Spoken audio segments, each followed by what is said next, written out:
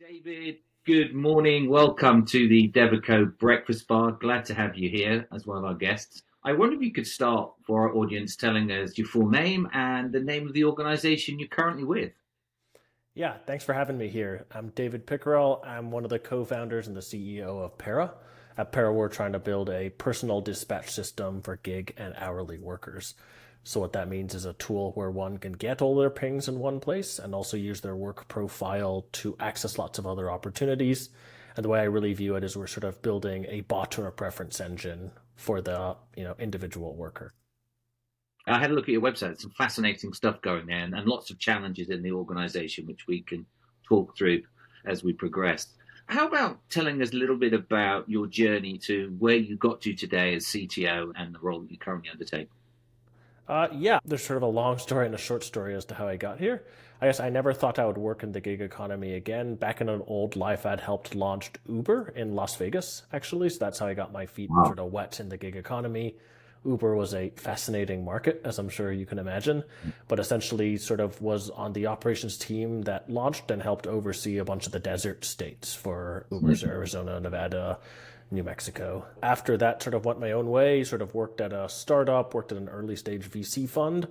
But I think, heard from a lot of people that ideas targeting gig workers essentially, right? So kind of here's a fintech trying to target gig workers, here's an insure tech trying to target gig workers. And I guess from my time at Uber, always had the idea that, you know, I've always said sort of nobody comes home after driving 16 hours and wants to find your fintech product.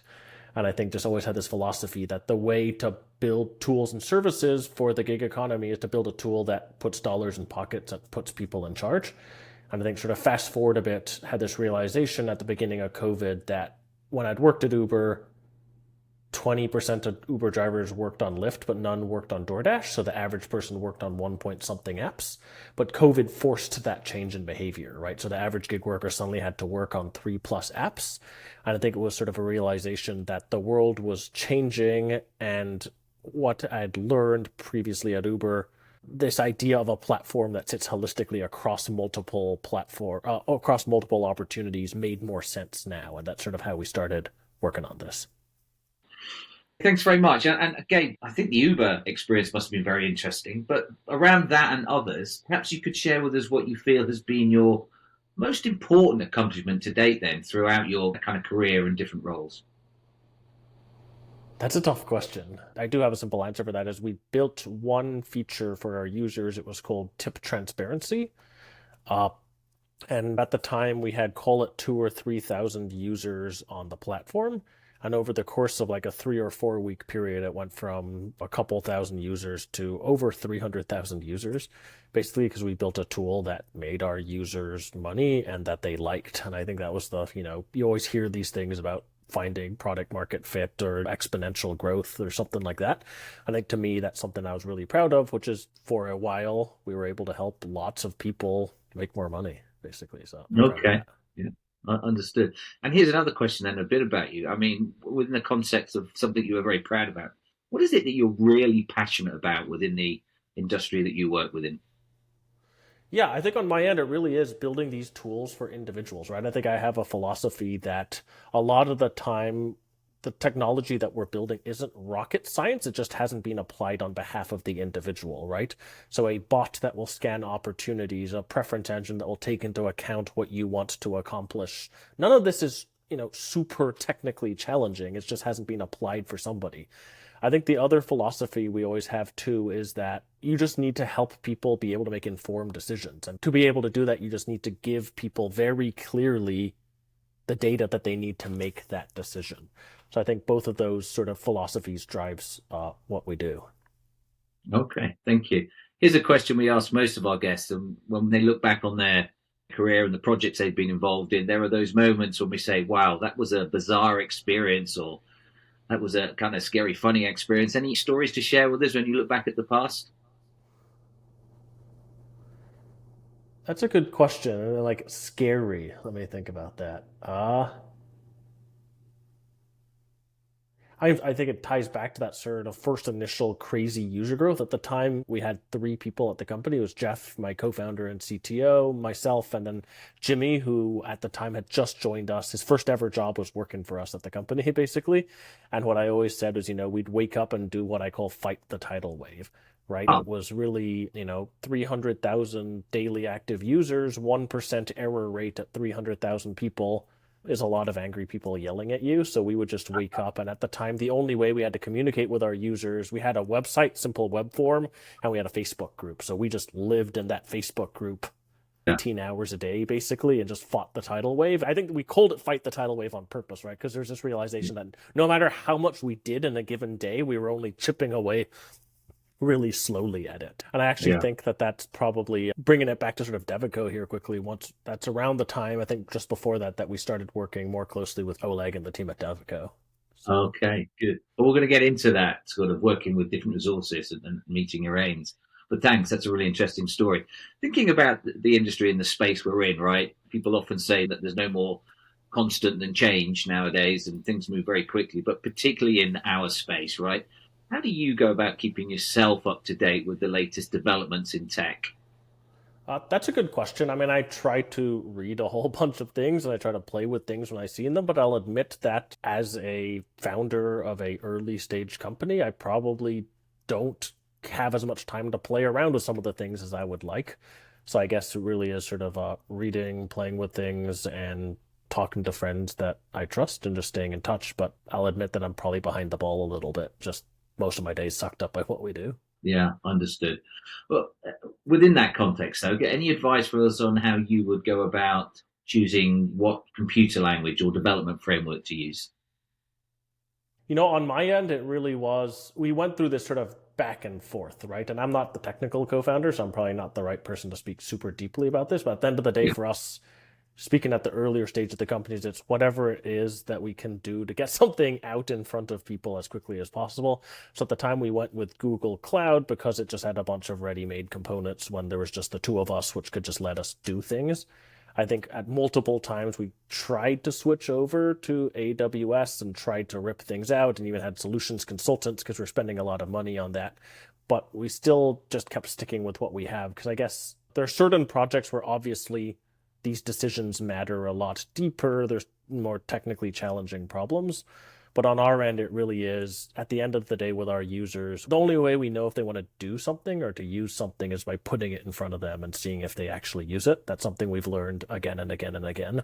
So really on our end, what we really optimize for is, does it perform the function that we think it does, that we can put in front of our users and see quickly what they like? Just because that's the only way we know if something's going to stick or not. Thanks. I think you've alluded to this. I hear you use the word user a lot, so from UX, UI perspective. But in addition to that, what other characteristics would you say are essential for a good IT system or a software design? Yeah, that's a good question. I think it really depends a little bit, going back to the first thing, on sort of like the philosophy of the company and the philosophy of the people that you're working with, right? So I think when we first started these projects, we probably overthought some of this. We did a bunch of like data aggregation, showing what you think you could earn on a map and doing all these sort of like fancy, slick looking things. And I think what we realized when we went out and we drove with a bunch of our users was, frankly, most of what we built was nice to have, not need to have. And we ended up having to go back to the drawing board and throw a bunch of stuff against the wall to see what happens. I think really I'm thankful that Jeff's my co-founder and CTO. I think we both share a similar philosophy there, which is, for our use case, quick and dirty, prove it out and keep iterating from there really is what's right for us. If you're building a slick B2B SaaS tool, probably a different thing, right? But just for our users, simple design, big buttons, does it do the thing, and do they use it really? And whatever we can, keep pushing that out. Okay, thank you. You alluded before around your relationship with Devico, and I want to come to that a bit later, but I'm kind of interested as well around this whole point on efficiency in teams and working with teams. I just wondered if you had a view on what tools you prefer to use in your organization to drive efficiency in your teams. I think that's a good question. I mean, I think we've gone through a lot of the usual natural cycle of like, there is no tracking whatsoever. When there's just a couple of people at the company, it's just everyone talks and you know what you need to do. We've then gone from that to, I don't know, sort of Slack check-ins, and now I think we're onto Asana boards, and I'm sure we'll move on to, I don't know, Linear or something at some later point. So I think it really is what works for the people at that stage of the company, and just don't lock it in, really, I think is where it comes to for us. Tell us a bit about your team. What kind of specialists do you have? Typically, what sort of specialists you choose at present for the projects you've got going? Uh, so I think the team is still pretty heavily engineering and design heavy. So I think primarily back end, we have sort of a couple front end folks and we have sort of two designers. Other than that, we have sort of a smallish ops team. So you have sort of a 3-person ops team. One of the ops team members is actually one of our users, which has actually worked out very Right. well. He's really been doing a great job for us. And outside of that, we sort of have one lady who does growth and another lady who does sort of like marketing and product operations, basically. But I'd say sort of the bulk of the team is engineering, and we sort of split it, I guess, between two different projects. One is what we call driver tools, which aggregate all your pings in one place and help you accept and decline them. The other initiative is what we call Para Works, which is take your driver profile and unlock other good opportunities. So I think even though the team is sort of split down the middle, I mean, they still work closely with each other, because the beauty of what we're trying to build is when you're able to cross those silos at some point. So even though those two systems live separately right now, we want to make sure that they're built in a way where they can interact with each other at some later point. Thanks. And typically, when you're looking for specialists to join your organization, what kind of profile and competence are you looking for from those people? Yeah, I think a lot of the time, what it really just comes down to, like, if you're looking for somebody with a super, super, super specific skill set, that's a different story. But I think from our end, it really is, does somebody have a core competency in it? And I don't know if I can swear on this, but I think our hiring philosophy has always been like, does this person give a shit? Basically, right? I think that's what we've really learned is, like, if somebody has the base competency and they're motivated, that's really all you need to look for at the end of the day, right? And I think really, if we had to distill our hiring philosophy down to one phrase, it would be, does this person, assuming that they have the base competency, do they give a shit? Because what we've just Yeah. found is, especially on the engineering side, if somebody is just motivated to keep trying and figuring out and pushing and doing it, that's worked out well for us. So I think when people ask us about our engineering hires and our engineering team, we don't have, as per some other Silicon Valley startups, a bunch, we don't have 5x Google engineers sitting in San Francisco. Really, on our end, we have engineers from all over the world, different age brackets. I'd say one of our best engineers, actually, right now, he's like 21 or 22 years old, basically. And, we have older engineers too. But I think what we've basically found is that is sort of that unifying thing when somebody's good or not, right? We even, I think, have one or two sort of our front end developers who started off as like French. They're at engineering school in France and they started off as interns. But what we've learned is if somebody's really motivated and is smart and competent, they outperform, really. And I think that's what we look for. And I guess there's that cultural fit piece that we'll come to a bit later, right? But, for those developers out there who are wanting to put themselves in the shop window, give themselves a better chance of getting a role, what advice would you give to them about developing their skills portfolio and general competence? Yeah, I think it really is just doing things, I guess, right? So, like, do the practice projects, spin up things, like that sort of a thing. But when it comes to like actually getting your foot in the door, I think the story I'll tell is like this 21, at the time, 21-year-old engineer we hired, right? He reached out to us actually when our system had crashed. And he's like on Instagram of all things. And he's just like, hey, I heard your system crashed for my girlfriend, who's one of your users. Like, I can Oh, fix your problem. And we're just like, no, you can't. Like, our problem's pretty hard. I'm pretty sure you can't fix what we're doing. And he's just like, no, send me your phone number and I'll start texting you the answer. So I did, and we went out and started driving, and we started getting the answer in my inbox. And of course, immediately, like, where are you? Where are you based? Can we go get coffee and dinner tomorrow? You're a 5-hour drive tomorrow. I'll drive down and see you. But it was, to me, sort of, that's the difference between, I guess, sort of like okay and good and great. It wasn't I think I can fix your problem. It's I've fixed your problem. I think that to me was, I mean, for us, it was a no-brainer to immediately hire the guy, basically. yeah.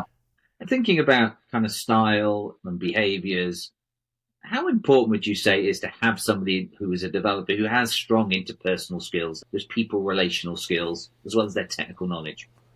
Yeah, I think it's important. I think if you're just working in a silo where you're responsible for one thing or super early on at a company, you can do it all. Sure, maybe you don't need that many interpersonal skills, but as a company grows and as a team gets more complex, like sort of what I was talking about earlier is like we have these two different silos or stacks that we're building, but eventually we need them to be able to talk to each other. It's super important, right? I think in that if you want to go beyond just being an entry level engineer and progress beyond that, those interpersonal skills are super important. How difficult have you find it recently trying to get that talent? People talk about the talent war and talent scarcity. How have you found that? Uh, yeah, I think where we've really gone is, at our end, we have three engineers, including my CTO in the US, co-founder and CTO, of which one actually only recently immigrated to the US. I think what we've really found is if you're looking for a very specific skill set or somebody with scaling experience or something like that, uh, might make sense to hire in the US. But what we found in general is that our hiring philosophy is we want to go to other countries. We want to go and pay near the top of the pay bracket. And really that's what we're looking for. Like, can we hire top 5% talent somewhere else that is super motivated? And our philosophy isn't let's go to another country and save a lot of money. Ours is we're already saving money not hiring in the US. We want the best, basically. Yeah. I think that's really how we approach it. So we've worked with Devico, we've worked with online job boards, we've worked with referrals, but on our end, we've heard other people say, hey, you're hiring people in these countries, you're paying them what? And we're happy to, right? At the end of the day, as you talked about, if they have the interpersonal skills, if they have the motivation, if they have the technical ability, I know there's always this sort of like hackneyed or oversaid thing of the 10x engineer. What we found is people who are great are just much better than people who are good. Yeah. What was it that took you down the route of considering kind of IT outplacement outsourcing to help with your resourcing model? Yeah, that's a good question. I think from my end, it was pretty simple. So at the time, Jeff and I had started the company, and we didn't really have a lot of experience with hiring out that initial dev team. So I went to a friend of mine. His name was Ulf, and Ulf had founded a company. He'd sort of founded a couple different companies, basically. One's called Descript. So he was the founding engineer of a company called Descript that does sort of audio translations and cutting, basically. That's actually quite popular. But Ulf was experienced. He was a technical co-founder of a bunch of companies. So I went to Ulf and I said, hey, Ulf, I want to hire some engineers, one or two engineers to start off helping on the project. Like, if you were me, what would you do? And he's like, I've got the person for you. And he introduced me to Oleg. And through Oleg, we ended up hiring our first one or two engineers there. So it really was, I went to a guy I trusted and said, who should I talk to? And he said Devico. Okay. And if I was to say to you, we stood at the bar and I said, hey, you're doing IT outsourcing, tell me in 3 words, what pain points does it solve for you? How would you summarize that? Yeah, I think for us, what I've heard from a lot of friends who've done outsourcing is just not knowing the quality bar or the talent bar or the motivation bar. And I think the other one, something that you've highlighted too, is the sort of EQ or ability to talk to people, or like, do I have to clearly lay out what needs to be done, or can we have a conversation and you understand what needs to be done?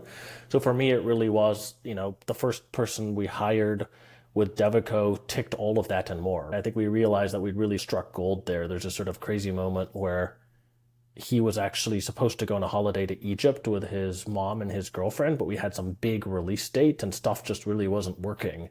And he didn't go to Egypt to make sure that we pushed that thing out. And I never would have thought that would have been an option on his mind, but I think for us it really was. I've heard a lot of outsourcing horror stories of people not working well, things haven't gone right, but from our end, it was smooth since day one. We got exactly who we needed, and he was great. Yeah. Well, there are always pros and cons with every solution, right? I mean, what would you say could be some of the organizational risks or drawbacks to taking an outsourcing model?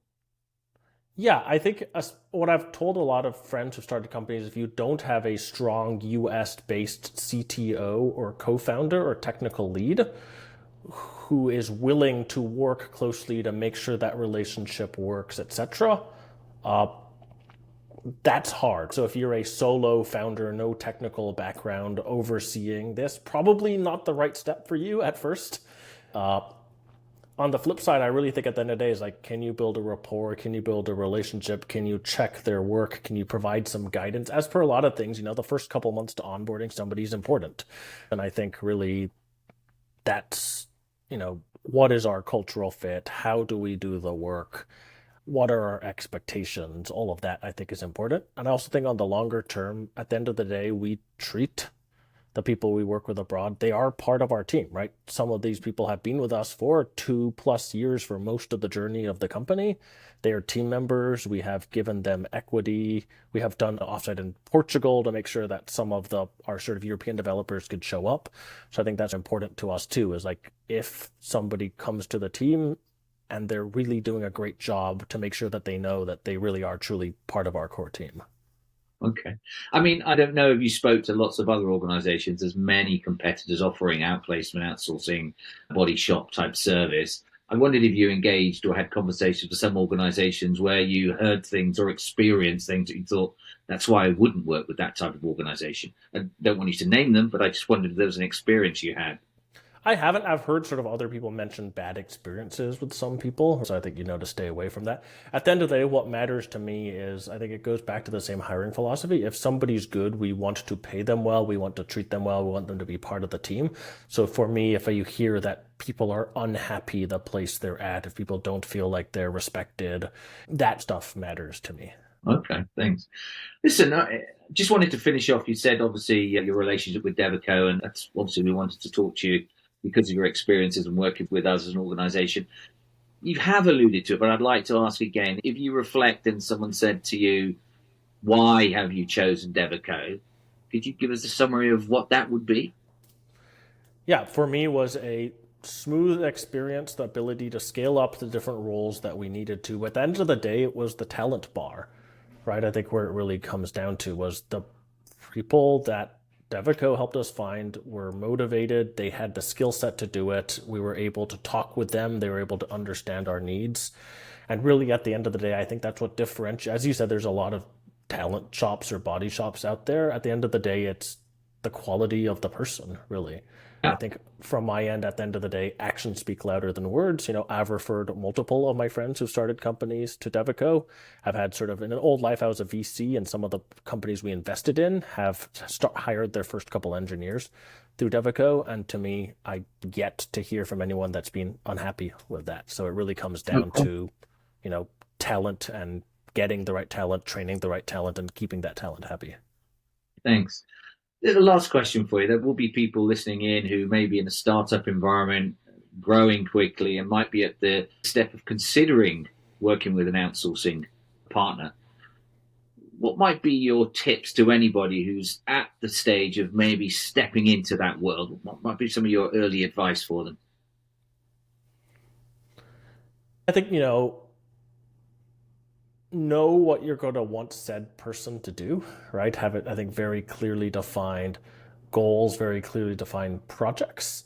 And I think you also can't hire somebody and just expect, at the same time, like, even though you have something super defined what you want to do, you can't expect somebody remotely without a lot of context to figure out all the details. So I think it's important that you spend the time giving the context, you spend the time working together, and it's not just hey, I'm going to shoot you a bunch of tasks to do. And I think a lot of people run into that sort of an issue. It's not like if you're hiring a growth marketing person remotely, or if you're hiring other sorts of people remotely, maybe you can just say, I need you to do X, Y, Z. But if you're depending on this person to build something that's core to your business, you just can't manage them with hey, do X today, do Y tomorrow. Maybe that'll get you one step ahead, but to get to where you need to, it just takes the time and effort from your end also. Hey, listen, David, it's been really interesting learning a bit about you and your organization and what you guys are up to, and more importantly, your experience with outsourcing. Thanks for sharing that. Wish you all the best and every success in the future.